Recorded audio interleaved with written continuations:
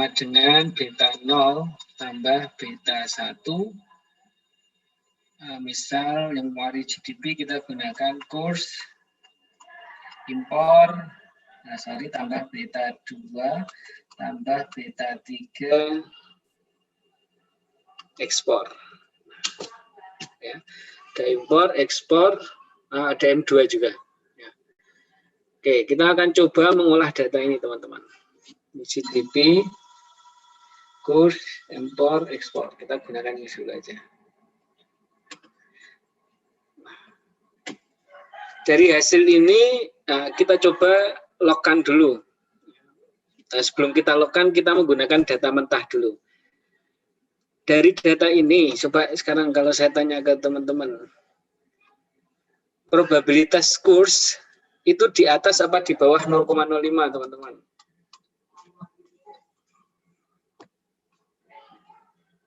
Di atas apa di bawah 0,05?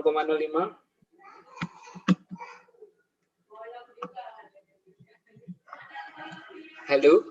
0,0008 sama 0,05 lebih kecil mana? 0,0008.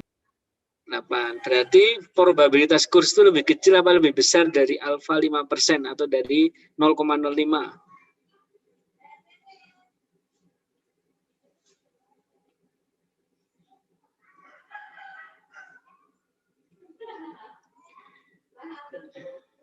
Coba dibaca ini Indrasari, ada Indrasari?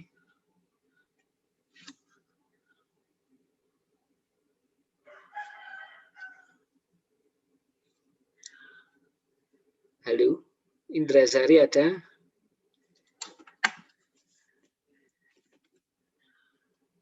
Enggak ada ya, kita remove, enggak ada.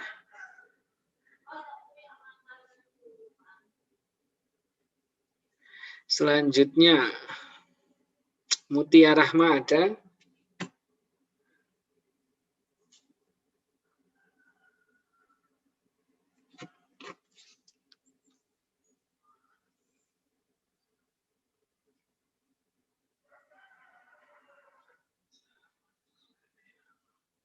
Mutia Rahma enggak ada. Oke, kita remove juga.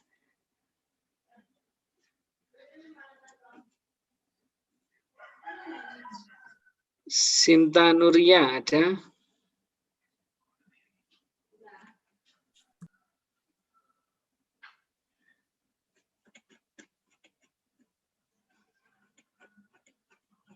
Enggak ada. Oke, selanjutnya Warfakni Vidya. Ada, Pak. Probabilitas kurs itu lebih besar apa lebih kecil daripada 0,05? Pak, tapi maaf saya baru join. Enggak apa-apa, jadi itu hanya enggak apa-apa, ini baru kita mulai. Ya, hanya saya melihat, saya minta apakah probabilitas dari kurs itu lebih kecil apa lebih besar daripada 0,05? Tidak ada. Oke. Nah, gimana ya? Tapi belum tahu loh, Pak, nggak apa-apa. Nggak apa-apa, cuma dibaca aja 0,0008 sama 0,05 itu yang kecil yang mana? Yang 008 kayaknya. Berarti probabilitas kurs itu lebih besar apa lebih kecil daripada 0,05? Lebih kecil. Betul ya. Sekarang kalau probabilitas kurs lebih kecil, ya, lebih kecil daripada probabilitas 0,05, H0 itu ditolak apa diterima, Mbak?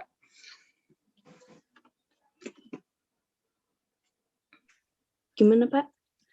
Kalau probabilitas dari kurs lebih kecil daripada 0,05, H0 ditolak apa diterima?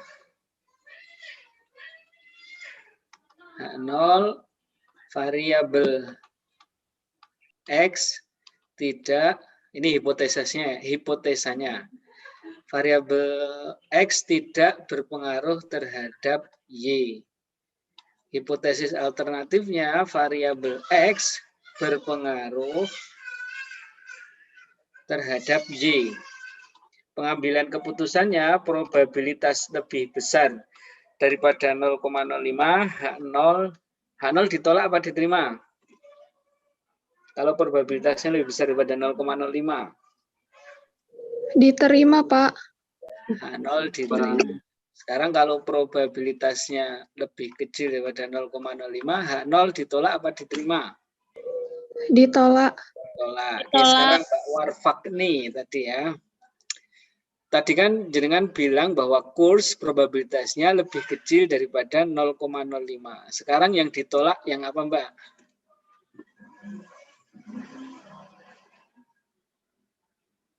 Mbak Warfak Nifidyah. Iya, Pak. Oke. Yang mana ya? Itu sudah ada itu ya tulisan saya. Antara yang atas sama yang bawah ini toh, Pak. Yang H0 sama Antara HA. yang di tempat saya putus-putus bapaknya. Oh, H0 itu adalah hipotesis nul. Nul hipotesis bahwa variabel X tidak berpengaruh terhadap Y. Hipotesis alternatifnya variabel X berpengaruh terhadap Y. Sekarang tadi jenengan mengatakan bahwa probabilitas kurs itu lebih kecil daripada 0,05, artinya H0 ditolak apa diterima?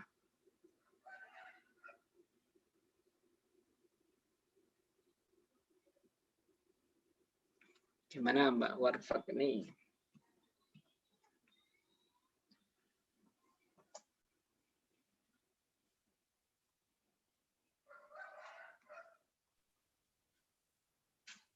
Diterima, Pak, mungkin. Yang apa yang diterima? Di layar jenengan ada tulisan saya, Mbak? Ada, tapi agak buram, Pak, soalnya sinyal saya ini susah. Oke, sekarang yang bawah ini cara bacanya gimana itu, Mbak? Probabilitas lebih besar apa lebih kecil itu, Mbak?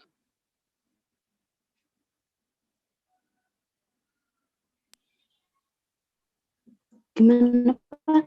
Yang probabilitas di Maaf, bawah sinyalnya ini yang saya kotakin. putus-putus. Oke, yang saya kotakin ini sudah muncul di tempatnya jenengan.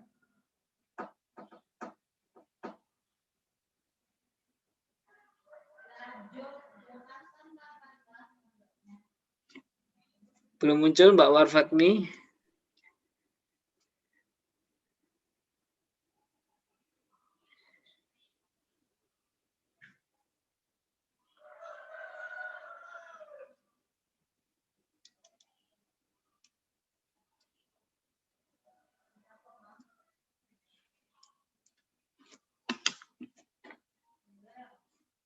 Gimana Mbak Warfatni, masih ada apa tidak ini?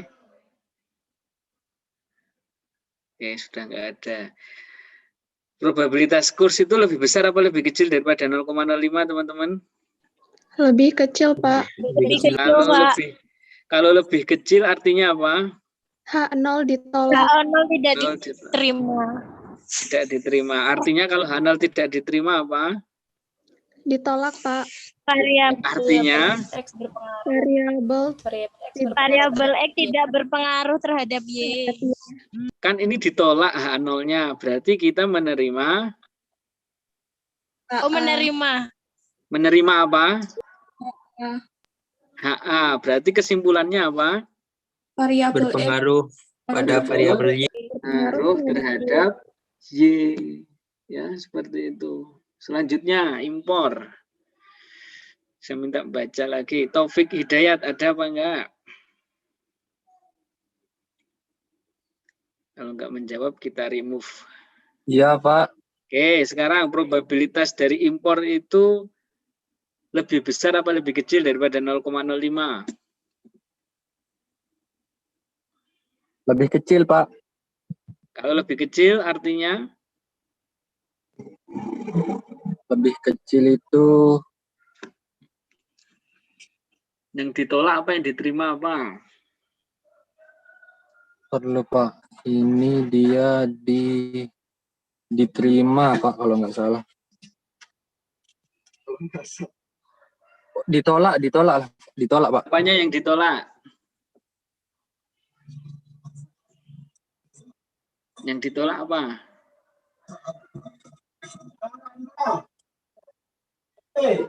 Yang ditolak itu bentar. Yang ditolak itu probabilitasnya, Pak. Probabilitasnya ditolak. Oke, coba yang lain. Mas Taufik nanti dengarkan ya. Nggih, Pak. Oke, Dani, Tri Hidayat ada? Saya, Pak. Oke, silahkan. Probabilitas impor itu lebih besar apa lebih kecil daripada 0,05?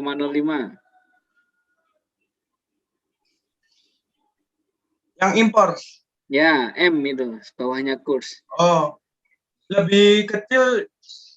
Kalau lebih kecil, yang ditolak apa yang diterima apa? H0-nya ditolak, HA-nya yang diterima. H0-nya ditolak, berarti kesimpulannya apa, Mas? Variabel X berpengaruh terhadap Y.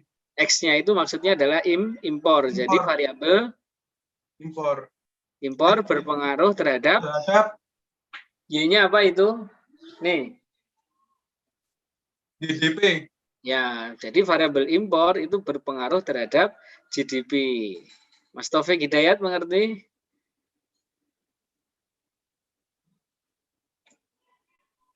Ya, Pak. Sudah bisa? Nggih, Pak. Coba probabilitas impor tadi lebih besar apa lebih kecil?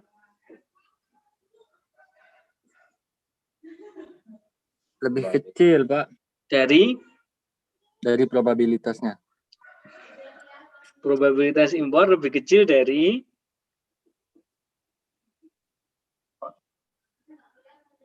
ini loh, ada tulisan saya semua di sini. Lebih kecil dari 0,005, Pak. Artinya yang diterima apa, Mas? Yang ditolak apa? GDP-nya yang ditolak, Pak. GDP-nya yang ditolak. Ya. Oke. Jadi yang ditolak itu adalah H0-nya ini, Mas. Oh, yang H0 ini, Pak. Kalau H0 ditolak, artinya kita menerima hipotesis alternatif. Hipotesis alternatifnya apa kesimpulannya berarti, Mas Taufik? Kesimpulannya, Pak? Ya.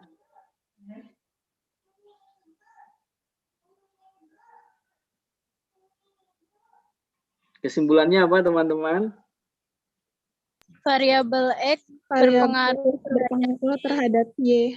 Ya, berarti variabel impor berpengaruh terhadap GDP. Betul sekali. Ya, seperti itu. Oke, selanjutnya itu yang ekspor. Oke, saya minta lagi ini. Erlin Setiawati. Iya, Pak. Oke, coba dibaca itu, Mbak Erlin. Yang ekspor ini.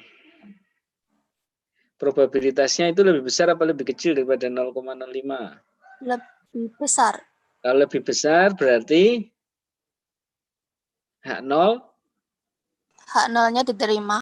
Kalau H0-nya diterima, kesimpulannya apa?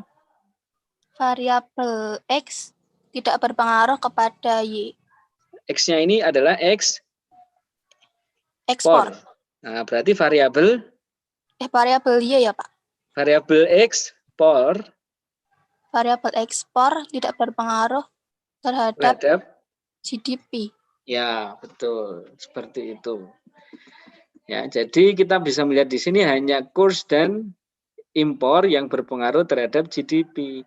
Sekarang pengaruhnya, perhatikan di sini nilai koefisiennya. Nilai koefisien di sini positif apa negatif? Positif. Positif. Artinya kalau positif, kurs itu ada yang namanya kurs terdepresiasi, ada yang namanya kurs yang terapresiasi.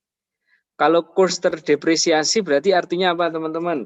Nilai tukar rupiah terdepresiasi berarti negatif, Pak. maksudnya Kalau nilai tukar kita saat ini 15.000, kalau terdepresiasi menjadi berapa? 16. 16. Kalau terapresiasi menjadi 15. 14. ya.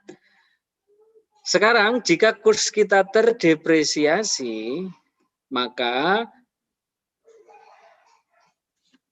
karena ini pengaruhnya positif, jika nilai tukar terdepresiasi atau meningkat dari 15.000 misal menjadi 16.000, maka GDP akan meningkat sebesar 15,02 miliar. Selanjutnya, impor. Impor naik 1 miliar, maka GDP naik apa turun itu berarti? Berarti kan nilai koefisiennya positif apa negatif? Positif. Positif. Kalau positif berarti Naik. berarti ketika impor naik, maka GDP akan naik apa turun? Naik. Naik, betul. Ya, seperti itu. Impor naik 1 miliar, maka GDP akan meningkat sebesar 3,94 miliar. Sedangkan ekspor ini kan tidak berpengaruh, berarti tidak perlu kita jelaskan secara mendalam. Nah, ini adalah hasil regresi kita. Tetapi apakah hasil regresi ini dapat kita gunakan? Maka kita perlu yang namanya uji asumsi klasik untuk melihat bahwa regresi yang kita gunakan bebas dari masalah asumsi klasik. Oke. Ini sudah pernah kita jelaskan. Langkah awalnya kita menggunakan view, lalu pilih residual diagnostik, pilih normality test. Nah, sekarang perhatikan di sini probabilitasnya. Oke, jadi bisa. Oke, probabilitas dari Hercuibera ini berapa, teman-teman?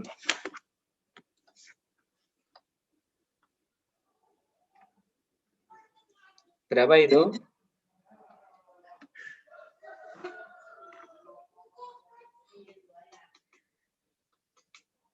Nilai probabilitas Hercuibera itu lebih besar apa lebih kecil daripada 0,05? Lebih besar. Lebih besar, Pak.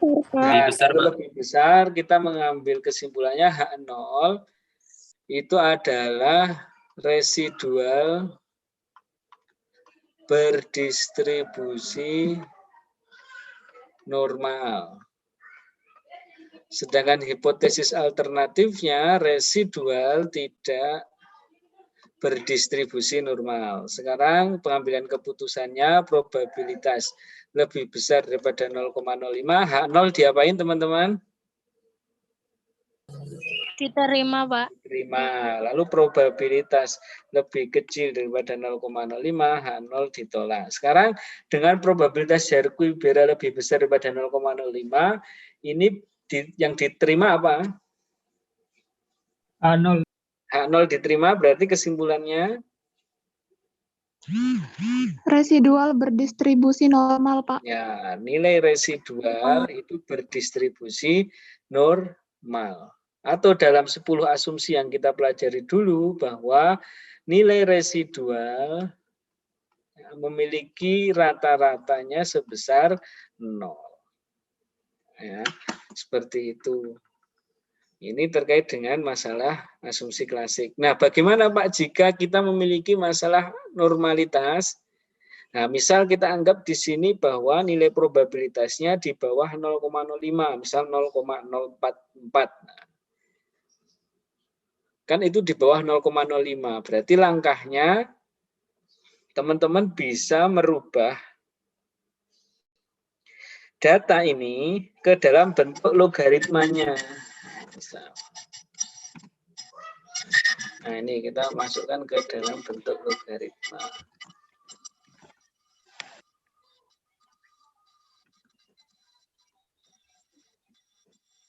Oke. Nah, ini sudah dalam bentuk logaritmanya, teman-teman. Kita coba residual diagnostik. Nah, Ini sekarang probability Jarquier-Bierre-nya masih di atas apa di bawah 0,05? Di atas. Di atas. Berarti kalau di atas menandakan bahwa residual berdistribusi normal. Ya, jadi kalau teman-teman menghadapi masalah di dalam normalitas, perhatikan dulu data yang kita punya. Apakah data kita itu berbentuk, nah ini contohnya, ini kan semuanya miliar semua. Ini kecuali ini Rp1.000, ya, 9.000, 10.000. Sedangkan yang impor miliar, ekspor miliar. Sehingga, datanya ini satuannya besar, sehingga kita perlu merubah ke dalam bentuk logaritmanya. Nah, log buka kurung GDP, log buka kurung kurs, log buka kurung M, log buka kurung X. Ini adalah langkah pertamanya yang bisa kita gunakan dalam memperbaiki jika terdapat masalah normalitas. Asumsinya kenapa? Contohnya seperti ini, teman-teman.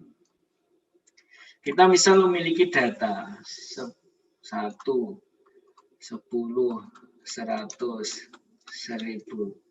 Sekarang kalau kita perhatikan di sini andainya jarak 1 ke 10 itu berapa, teman-teman?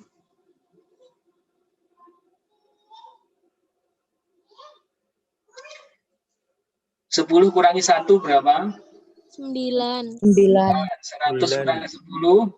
90. 90. 1000 kurangi 100, 900. Perhatikan di sini. Ini adalah selisih data dari setiap angka. Nah, kalau kita logkan atau kita rubah ke dalam bentuk logaritmanya, itu menjadi tidak, misal 1 kita logkan menjadi 0, 10 kita log jadi berapa? Bentar saya hitung. Logaritma.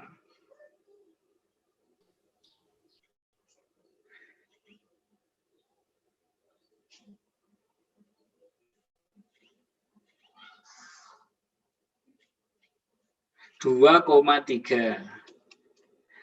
Lalu LE atau log 100. 4,6. Selanjutnya 1000. 6,9. Oke. Sekarang jarak 0 ke 2,3 berapa, teman-teman? 2,3, Pak. 2,3. 4,6. 2,3 ke 4,6? Sama, Pak. 2,3. Sama. Lalu 6,9 ke 4,6? Sama juga, Pak. Sama. Tadinya ketika kita menggunakan satuan datanya, jarak antar data sangat tinggi. Sekarang dengan bentuk logaritma, nah, ini jarak kita menjadi semakin kurang lebih sama nilainya. Nah, ini dapat kita gunakan sebagai perbaikan asumsi normalitas. Nah, jadi perhatikan dulu data yang kita punya. Oh, ternyata datanya bentuknya satuan semua, maksudnya miliar, juta, ribu. Ini kan masih sangat besar, sehingga bisa kita berubah ke dalam bentuk logaritma. Ya. Itu yang pertama, terkait asumsi normalitas. Oke, selanjutnya, kita berbicara mengenai autokorelasi. Ya, kita bisa klik view, pilih residual diagnostic, pilih serial correlation. Nah, kita pertama masukkan dulu lex to include. Lex itu akan kita pelajari di semester yang akan datang. Ya. Lex to include 2. Perhatikan berapa nilainya di sini? Lebih besar apa lebih kecil daripada 0,05? Lebih kecil. Lebih kecil. Artinya H0 terdapat masalah autokorelasi. Hipotesis alternatifnya tidak terdapat masalah autokorelasi. Jika probabilitas lebih kecil daripada 0,05, H0 diapain teman-teman?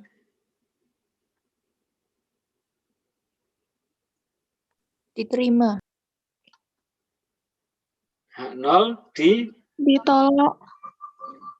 sorry. Untuk hipotesis dari asumsi klasik, ya, H0 tidak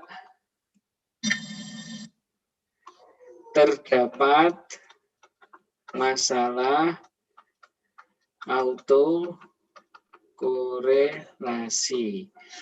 Hipotesis alternatifnya terdapat, nah ini negatif, ini positif, terdapat masalah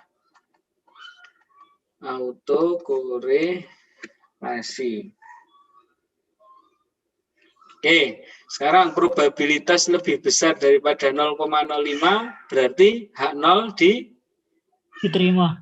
diterima. Probabilitas lebih kecil daripada 0,05 H0 Ditolak. ditolak. Sekarang probabilitas ini kan lebih kecil daripada 0,05, akhirnya kita menolak hipotesis 0. Sehingga kesimpulannya apa teman-teman? Terdapat Terdapat masalah autokorelasi. Korelasi, betul ya. Di sini terdapat masalah autokorelasi. Bagaimana cara memperbaikinya? Pertama, perhatikan lex yang digunakan teman-teman. Tadi kita sudah memasukkan lex to include-nya 2. Sekarang kita coba perhatikan dengan lex to include misal 5. Masih lebih kecil apa lebih besar?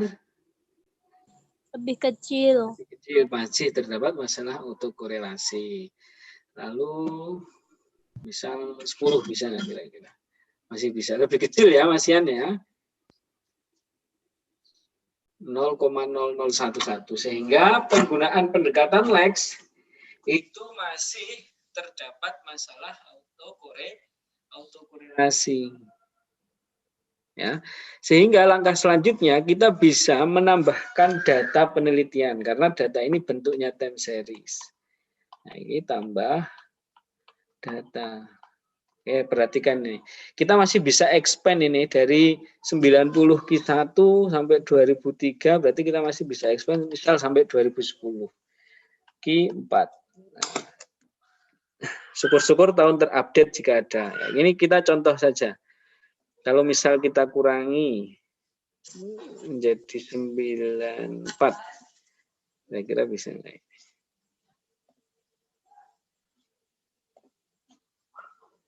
Oh, masih sama. Harusnya memang ditambahkannya di tahun terbaru ini, teman-teman.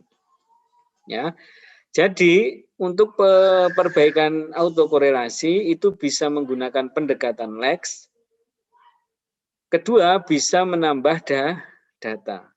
Nah, ini datanya belum tersedia di sini, sehingga teman-teman bisa nanti ketika olah data kok mendapati hal seperti ini, teman-teman bisa menambah data.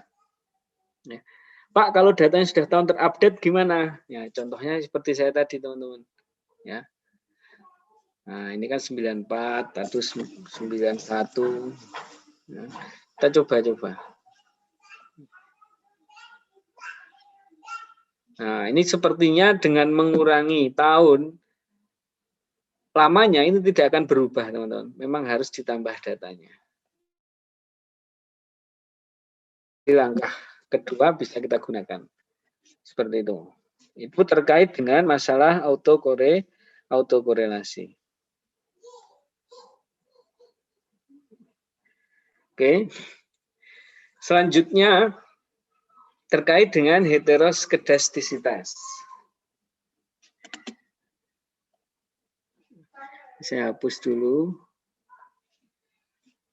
Oke, dengan heteroskedastisitas kita coba dulu, kita coba dulu yang menggunakan heteroskedasticity test, white and white, include white cross term.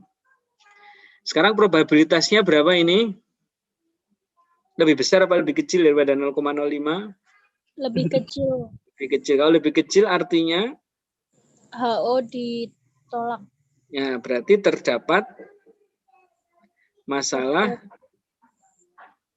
autokorelasi. heteroskedastisitas. Jadi di dalam penelitian ini kita memiliki masalah heteroskedastisitas. Oke.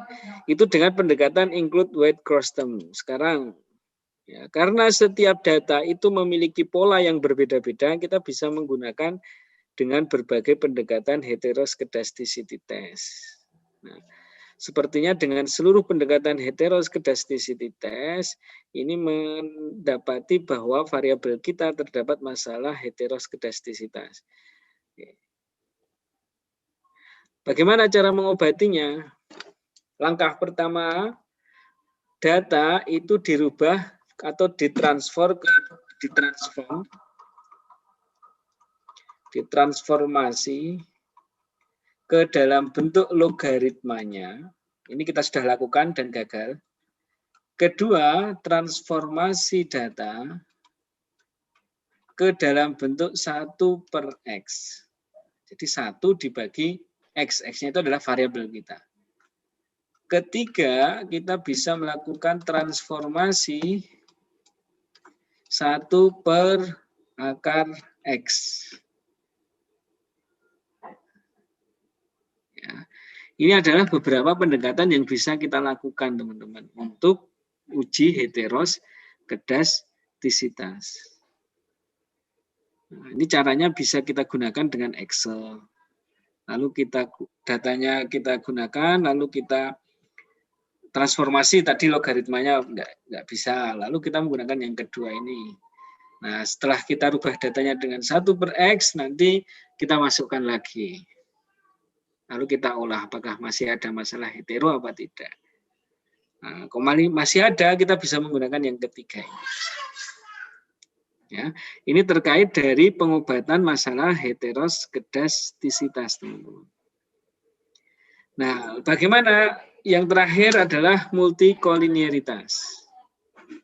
Nah, multikolinearitas itu caranya view, efficient diagnostic, variable inflation factor. Sekarang perhatikan angkanya di sini. Di sini ada yang di atas 10 apa tidak, teman-teman? Ada, Pak. Variabel apa itu? Logaritma yang ekspor. X ya, atau ekspornya. Berarti ekspor memiliki nilai variance inflation factornya di atas 10, sedangkan impor dan kurs itu di bawah 10. Sehingga kita bisa mendeteksi bahwa ini terdapat masalah multikolinearitas. Bagaimana jika terdapat masalah multikolinearitas? Nah, ini caranya hanya satu, teman-teman, yaitu apa? Mengganti variabel ekspor ini dengan variabel lain. Contoh, kita masukkan variabel, tadi kita masih nyimpan satu ya, sengaja kita buat seperti itu. Nah, lalu kita estimate, ekspornya kita ganti M2 tadi. Oke, kita coba. Oh, semuanya malah besar semua. Berarti kita misal ganti kursnya dengan X.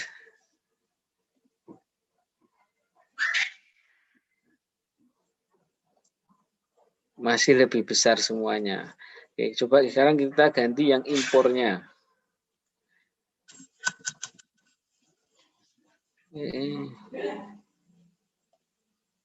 Masih lebih besar semua, teman-teman. Jadi coba kalau kita rubah variabel GDP-nya misalnya.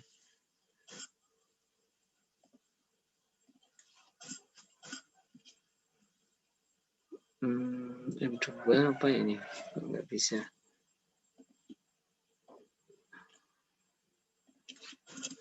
Bisa tadi.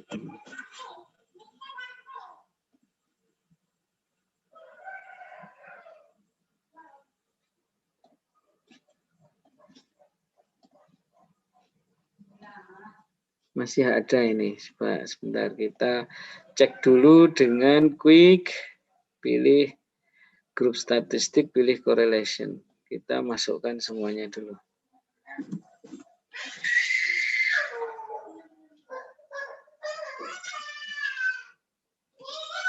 Suaranya putus-putus, bentar ya. Masih putus-putus nggak sekarang?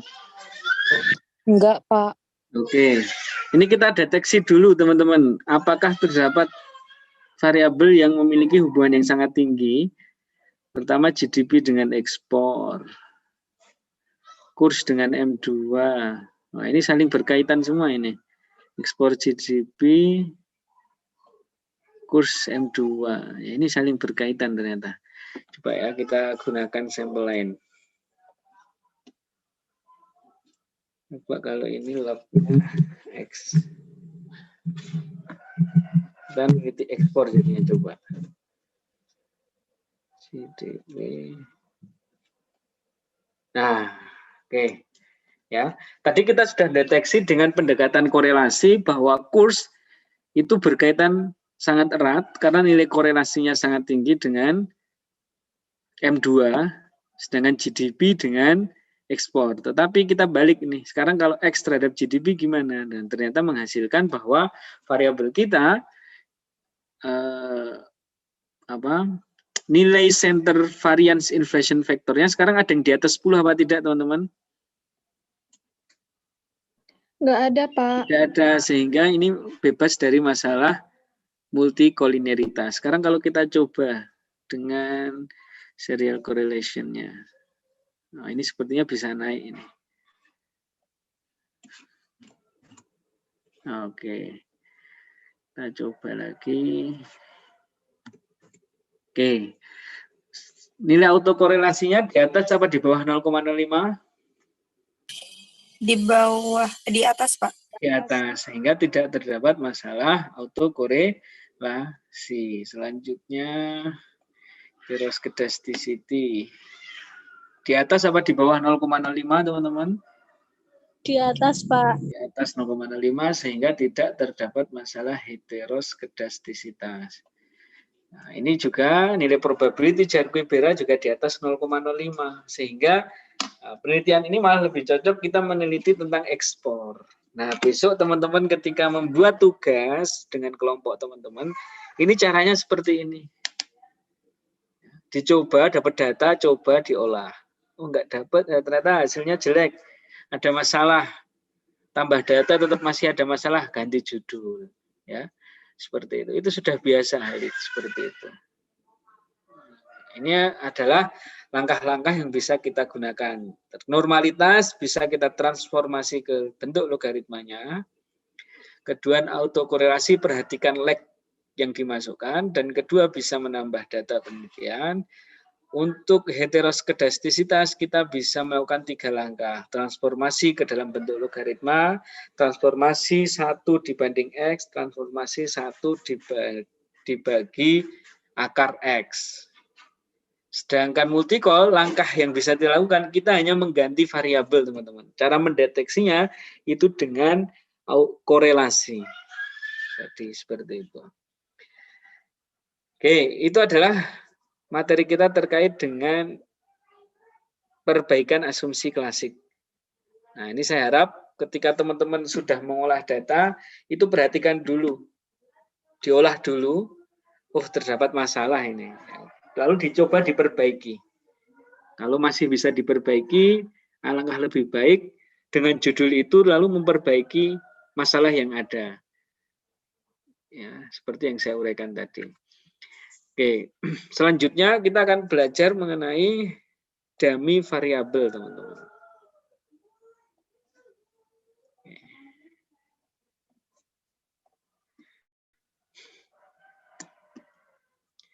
Sekarang kita akan belajar dummy variabel. Apa itu variabel dummy? Nah, ini. Kalau saya tanya ke teman-teman, jenis kelamin itu terdiri dari berapa? 2. Laki-laki dan perempuan. Lalu kira-kira yang memiliki kategori seperti ini apa aja, teman-teman? Ada yang bisa ngasih contoh?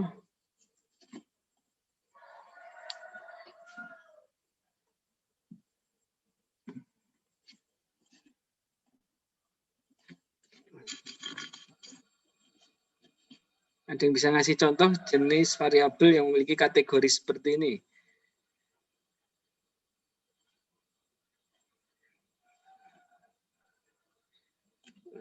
Misal pengalaman kerja. Kalau pengalaman kerja itu jawabannya apa? Teman-teman buat kuesioner lalu menyodorkan pengalaman kerja. Berarti jawabannya antara apa itu, teman-teman? Berpengalaman dan tidak. Pernah, belum. Ada yang sudah pernah berpengalaman kerja, ada yang belum. Kira-kira apalagi yang memiliki kategori yang dua ini saja. Nah, kalau misal kita masukkan ke dalam ke dalam model, kira-kira bisa apa enggak ini, teman-teman? Gender. Gender kita masukkan ke dalam variabel. Kira-kira bisa apa tidak? Kalau bentuknya huruf seperti itu terbaca apa enggak di EVIS nanti, teman-teman? Tidak, Pak. Tidak, karena yang di EVIS yang diminta adalah bentuknya angka. Betul. Sehingga langkah yang bisa kita lakukan jika kita ingin menggunakan variabel yang memiliki kategori seperti ini, kita bisa merubahnya ke dalam bentuk angka. Yang tadinya huruf jadi angka. Misal apa? 0, 1, 1, 0. Nah, variabel yang memiliki atau angkanya hanya terdiri dari angka 0 dan 1, itu disebut dengan variabel dummy. Ya.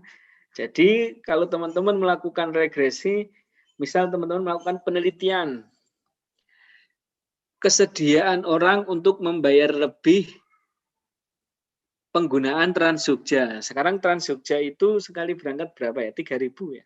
Atau 4.000? Itu sudah muter. Kalau sekarang dinaik, berapa? 1.500. Oh, udah naik ya. Nah, sekarang kalau dinaikkan kira-kira mau apa tidak? Dinaikkan pasti ada syaratnya. Syaratnya apa? Tepat waktu.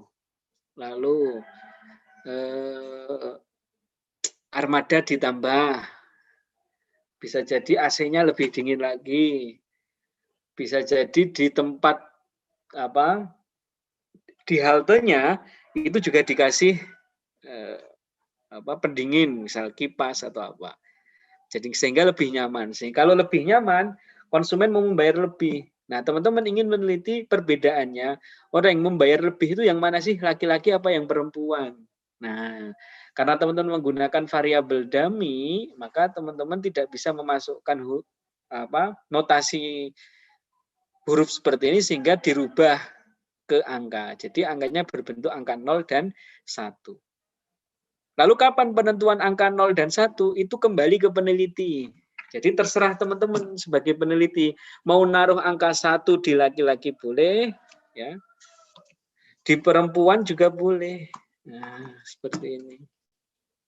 Ini juga dibalik juga boleh. Terserah teman-teman mau pakai yang alternatif A apa B. Ya, jadi penentuan angka 0 dan 1 itu kembali ke peneliti. Nah, jadi otoritas peneliti untuk menentukan angka 0 dan 1-nya untuk variabel dummy. Tetapi yang perlu diingat, yang perlu diperhatikan dalam membuat variabel dummy, itu perlu ada yang namanya perhatian terkait dengan data. Misal kita memiliki 6 responden. Nah, kita di sini ingin meneliti tentang upah yang dipengaruhi oleh gender dan tingkat pendidikan. Misal gender, ya, notasinya adalah perempuan itu 1, laki-laki 0.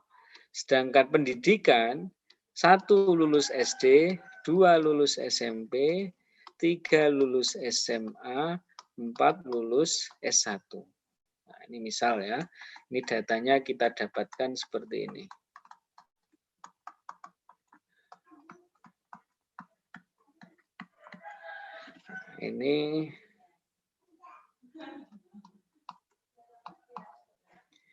Ini pendidikannya.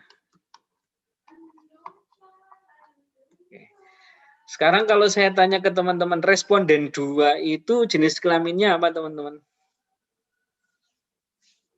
Kembalinya ke sini. Kalau saya tanya jenis kelamin. Jenis laki-laki. Dia lulusan apa? SMP. Sekarang responden 5 itu jenis kelaminnya apa, teman-teman? Perempuan. Perempuan. Dia lulusan Satu. S1. Nah, jadi teman-teman sudah bisa membedakan nih, mana yang perempuan, mana yang laki-laki. Hanya dari bentuk angkanya. Inilah yang disebut dengan variabel dummy. Yang tidak boleh teman-teman itu membuat variabel dummy dengan kategori yang sama di dalam satu model. Kita sudah memiliki variabel gender. Nah, tetapi gender yang pertama ini kan female sama dengan 1, male sama dengan 0. Nah, teman-teman ingin menambah lagi gender, bisa kita rubah. Gender 2. Nah, di gender 2 ini, female sama dengan 0, male sama dengan 1. Dibalik. Padahal sama, respondennya sama. Tapi ingin menggunakan 2 gender. Nah, ingin melihat perbedaan yang gender female sama dengan 1 dan female sama dengan 0. Ini berarti 0, 1, 1, 0, 0, 1. Sekarang kalau saya tanya, yang warna hitam ini ya. Yang warna hitam berarti kembalinya nanti ke sini. Responden 3 itu jenis kelaminnya apa, teman-teman? Laki-laki. Oh ya, laki-laki. Kalau yang berwarna biru jenis kelaminnya apa di sini? Laki-laki juga, Pak. Laki-laki juga. Responden 6, jenis kelaminnya di sini apa? Yang hitam? Laki-laki. Laki-laki, dan yang biru? Laki-laki juga, Pak. Laki-laki juga. Maka ketika teman-teman menggunakan variabel dummy dengan kategori yang sama di dalam satu model, teman-teman akan mendapati yang namanya dummy variable trap. Atau jebakan variabel dummy. Akibatnya apa? Kalau sudah terjebak pada variabel dummy, teman-teman, misal gender yang satu ini berpengaruh terhadap upah, gender yang kedua ini tidak berpengaruh terhadap upah, lalu kesimpulannya apa? Apakah jenis kelamin berpengaruh terhadap upah apa tidak? Nah, di sini teman-teman akan mendapati kesulitannya. Wah, jadi jenis kelamin ini berpengaruh apa tidak ya? Sehingga ketika sudah terjebak pada variabel dummy, itu akan menutupi pengaruhnya terhadap dependennya. Nah, jadi yang harus diperhatikan di sini adalah teman-teman tidak boleh menggunakan variabel dummy dengan kategori yang sama di dalam satu model. Lalu bagaimana Pak jika ini variabel lain? Misal part-time tadi sudah pernah bekerja dan belum. Misal 1 belum, 0 sudah. Kira-kira responden 4, jenis kelaminnya apa ini? Perempuan. Perempuan, dia sudah punya pengalaman kerja apa belum? Sudah. Sudah, betul ya. Kalau seperti ini, dua variabel dummy di dalam satu model itu boleh karena kategorinya berbeda. Nah, ini tidak akan terjebak di dummy variable trap atau jebakan variabel dummy. Ya, seperti itu teman-teman. Nah, sekarang kita akan belajar bagaimana cara menginterpretasikan variabel dummy.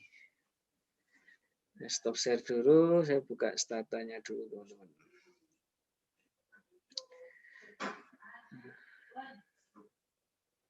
Stata.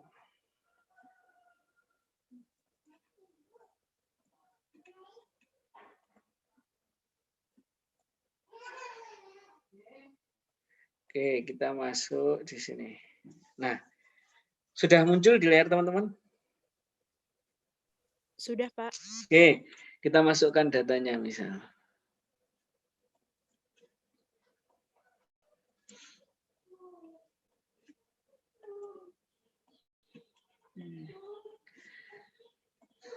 Oke, ini contohnya teman-teman. Sekarang female sama dengan 1 dan male sama dengan 0. Sekarang responden 7 ini jenis kelaminnya apa teman-teman? Perempuan. Perempuan. Oke ya, kita sudah mendapati di sini teman-teman sudah paham. Oke. Sekarang kita coba olah. Baik. Apakah jenis kelamin berpengaruh terhadap upah? Hanya 2 variabel ini aja untuk memudahkan kita. Sekarang probabilitas tingkat pendidikan itu di bawah apa di atas 0,05? Di bawah, Pak. Kalau di bawah 0,05, kesimpulannya apa berarti?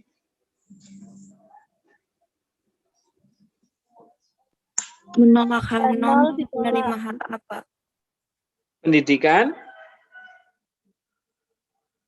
berpengaruh apa tidak terhadap upah? Berpengaruh terhadap upah. Berpengaruh terhadap upah. Pengaruhnya positif apa negatif di sini, teman-teman? Positif. Positif. Artinya kalau positif, pendidikan naik, maka Upah naik. upah naik, betul. Nah, sekarang kalau jenis kelamin di sini di bawah apa di atas 0,05? Di bawah. Di bawah 0,05. Artinya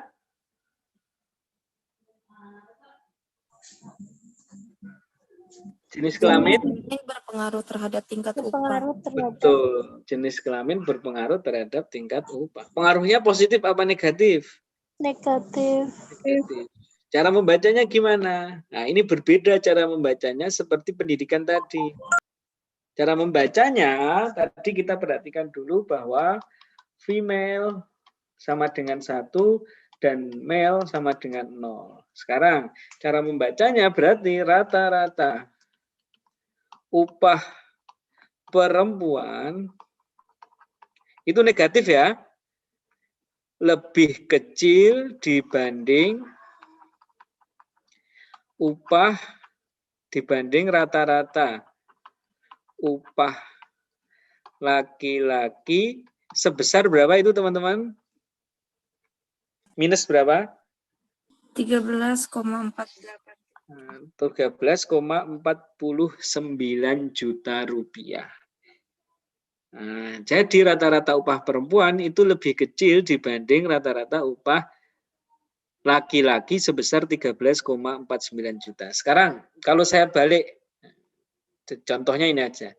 Kalau saya balik female sama dengan 0 dan male sama dengan 1, cara membacanya jadinya gimana teman-teman?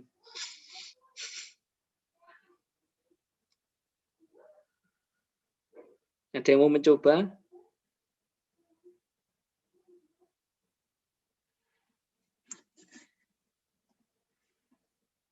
Rifa, Mbak Rifa Astriviana ada?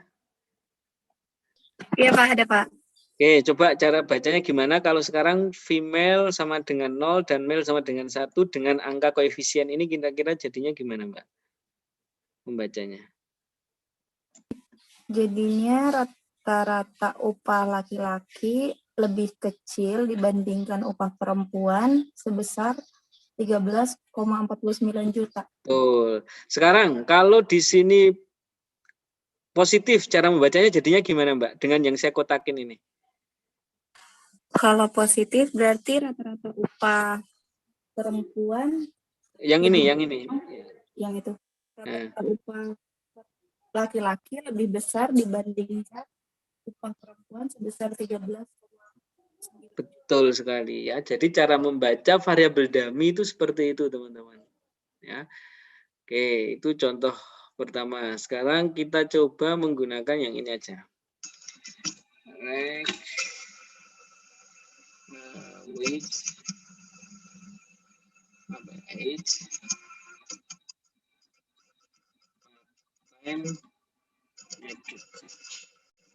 Oke, sekarang yang part time.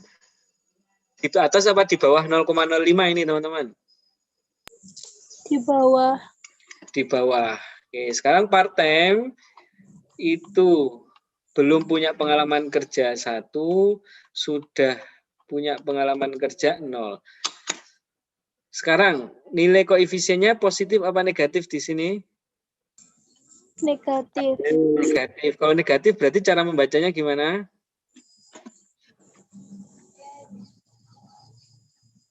Monggo Mbak Vinda, dicoba Mbak Vinda. Rata-rata Upah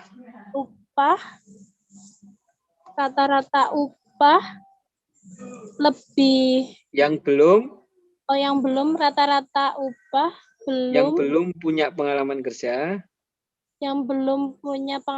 kerja sebesar lebih lebih apa? Negatif ini. lebih dari 43,9871.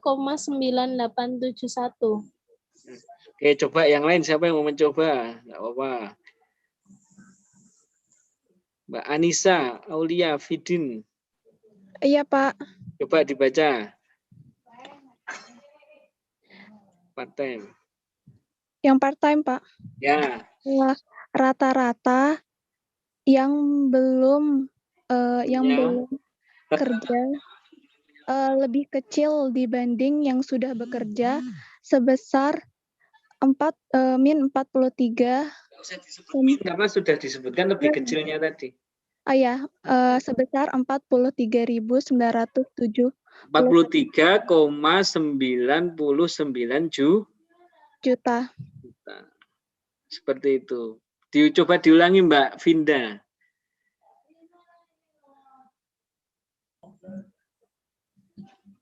Yang part-time, yang belum part-time Yang belum punya pengalaman kerja rata-rata upahnya lebih kecil dibanding dengan yang sudah sebesar 43,99 juta. Betul sekali ya. Jadi cara membaca nilai variabel dummy itu adalah seperti itu teman-teman. Ya. Nah sekarang bagaimana jika sekarang kita kembali lagi ke sini dulu.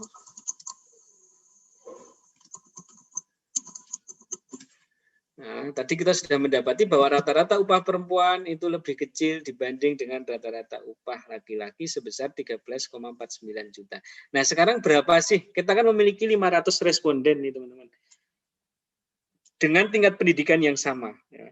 Jadi asumsinya tingkat pendidikan yang sama, rata-rata upah perempuan itu lebih kecil dibanding rata-rata upah laki-laki sebesar 13,49 juta. Nah, sekarang kita ingin mengetahui berapa sih upah laki-laki. Nah, upah dari 500 responden yang berjenis kelamin laki-laki itu akan memiliki upah sebesar, caranya tinggal diklik seperti ini. Nah, hanya kelamin. Dari sini kita mendapati bahwa rata-rata upah laki-laki itu upahnya berapa ini teman-teman? 125,13 juta. Ini rata-rata upah laki-laki. Lalu berapa rata-rata upah perempuannya? Ini berarti 125,13 dikurangi 27,81. Kira-kira berapa teman-teman? Ada yang menghitung ya?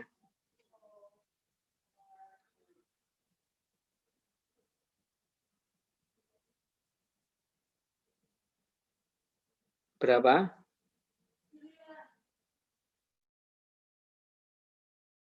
Koma 13 dikurangi 27,81.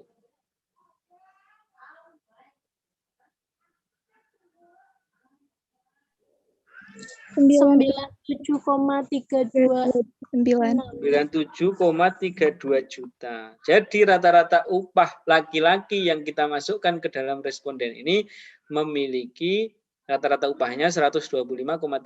Sedangkan responden perempuan yang berjenis kelamin perempuan itu memiliki rata-rata upah sebesar 97,32 juta rupiah. Ya. Jadi memang benar bahwa rata-rata upah perempuan lebih kecil dibanding dengan laki-laki.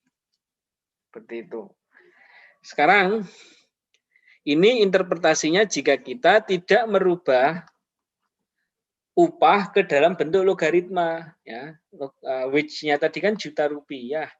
Jadi masih bisa kita rubah ke bentuk logaritmanya. Jadi sekarang kita langsung contoh ke bentuk logaritmanya jadi seperti apa? Jadi seperti ini.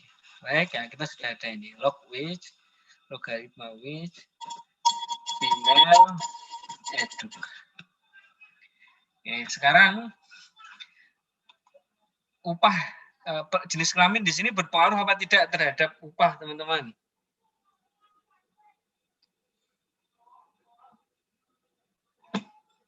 Berpengaruh, Pak. Berpengaruh. Pengaruhnya positif apa negatif?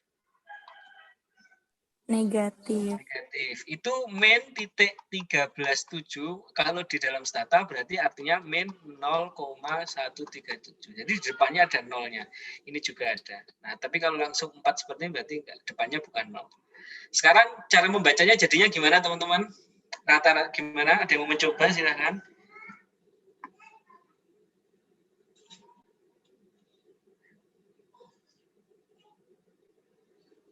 Nur Ainun Nisa ada?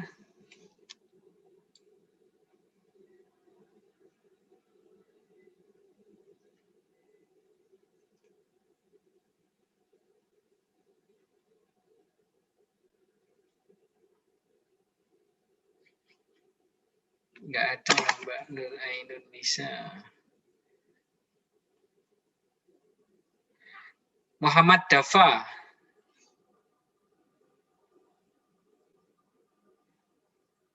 Muhammad Dafa. Ya, Pak. Ya, coba cara membaca variabel ini gimana jadinya? Yang female, Pak. Ya, yang female, jenis kelamin. Rata-rata upah perempuan. Lebih? Ya, enggak? Ya, betul. Lebih kecil dibanding rata-rata dengan rata-rata upah laki-laki. Betul, sebesar. Nah, itu 100 dikali 0,137 menjadi berapa, Mas? 13,7%. Nah, berarti berapa? Diulangi lagi. Pak.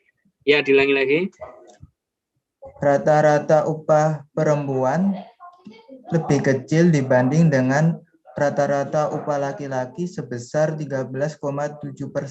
Betul sekali, Mas Dafa. Ya, jadi itu adalah cara menginterpretasikan antara upah dengan satuan datanya juta rupiah, ini yang juta, atau interpretasi upah dengan bentuk logaritmanya atau persennya. Nah, jadi caranya 100 kali koefisiennya. Ya, seperti itu. Bisa dipahami, teman-teman? Nah, ini adalah materi kita. Minggu depan kita sudah bisa masuk di hari Kamis. Tetapi minggu depan juga di hari Sabtu kita akan mengadakan yang namanya seminar terkait penggunaan ekonometrika di dalam penelitian. Nah, ini sebagai acuan teman-teman dalam mengerjakan UAS-nya nanti dalam kelompok hanya 2 orang tadi itu ya. Sehingga teman-teman mau masuk hari Kamis, apa mau masuk di hari Sabtunya itu langsung?